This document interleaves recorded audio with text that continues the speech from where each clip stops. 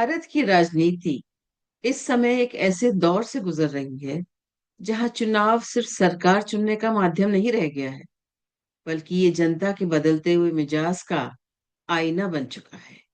नमस्कार, मैं हूं सरस दरबारी और आप देख रहे हैं सच की परतें।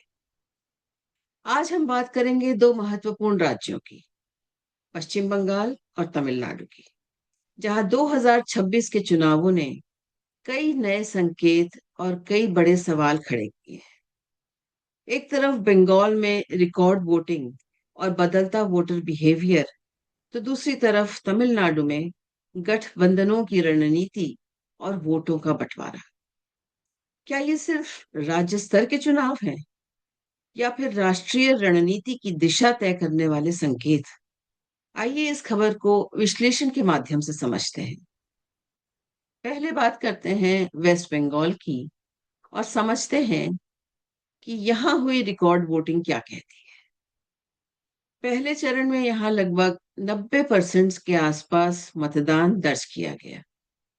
इतनी अधिक मतदान किसी भी चुनाव में एक बड़ा संकेत माना जाता है। आमतौर पर हाई टर्नआउट दो स्थितियों में होता है, या तो जनता सरकार से संतुष्ट हो या फिर बदलाव की इच्छा रखती हो।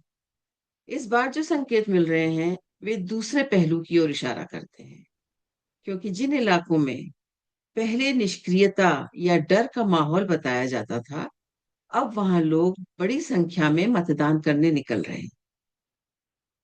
समझते हैं कि हिंसा के बावजूद भागीदारी क्या बड़े बदलाव का संकेत है।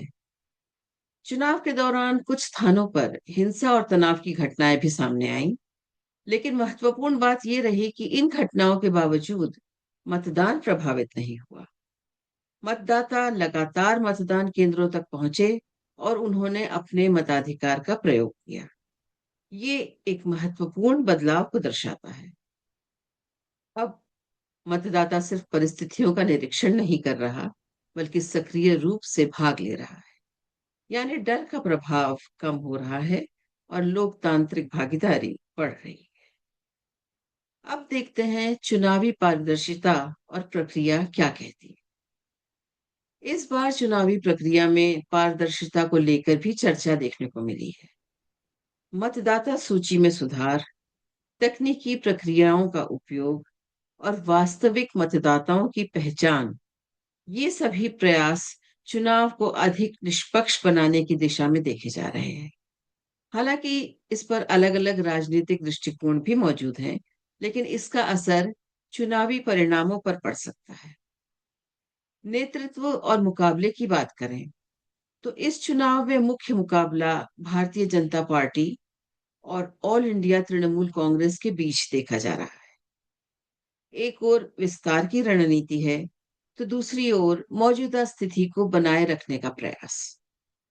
ऐसे चुनावों में सिर्फ प्रचार ही नहीं, बल्कि जमीनी संगठन और स्थानीय मुद्दे निर्णायक भूमिका निभाते हैं। जहां तक सामाजिक मुद्दे और मतदाता का सवाल है, इस बार चुनाव में सामाजिक मुद्दों की भूमिका भी महत्वपूर्ण रही है।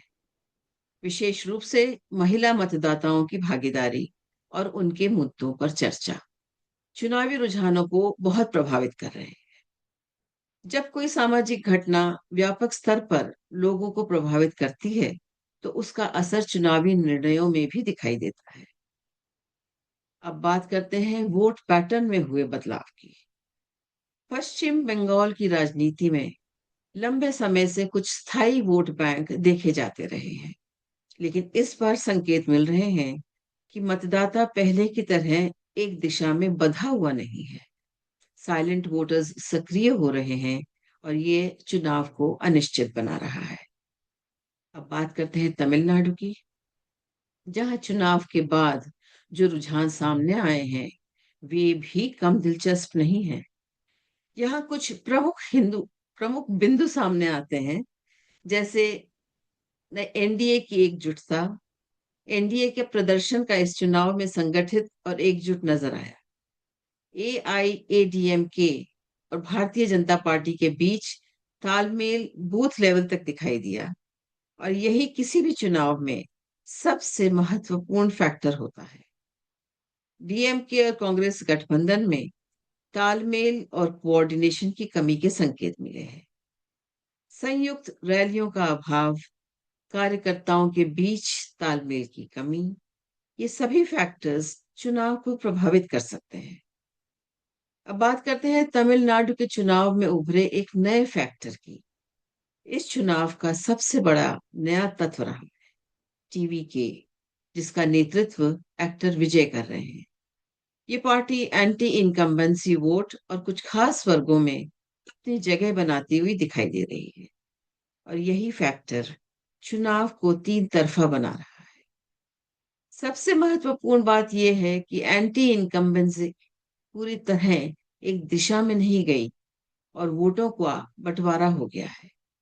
इसका एक हिस्सा एनडीए के पास और एक हिस्सा टीवी के पास गया है। इससे वोट स्प्लिट हुआ और एनडीए को बढ़त मिलती हुई दिखाई दे रही है। देखा जाए तो बंगाल और तमिलनाडु दोनों ही राज्य बड़ा संदेश दे रहे हैं, और दोनों में ही एक बड़ी समानता नजर आ रही है। वोटर बिहेवियर बदल रहा है, ट्रेडिशनल पैटर्न्स टूट रहे हैं और नए राजनीतिक समीकरण बन रहे हैं।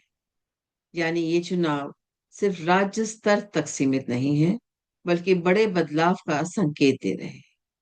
चाहे बंगाल हो या तमिलनाडु, एक तरफ बढ़ती भागीदारी, दूसरी तरफ बदलती रणनीतियां, ये संकेत देती हैं कि भारतीय राजनीति एक नए चरण में प्रवेश कर रही है।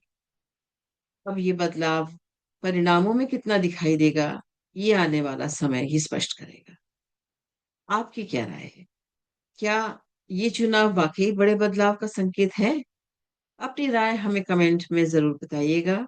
इसी के साथ हम आपसे विदा लेते हैं। देखते रहिए सच की परतें, जहां हम दिखाते हैं खबरों के पीछे का असली सच। अगर आपको ये विश्लेषण पसंद आया हो तो चैनल को लाइक, शेयर और सब्सक्राइब जरूर करें। नमस्कार।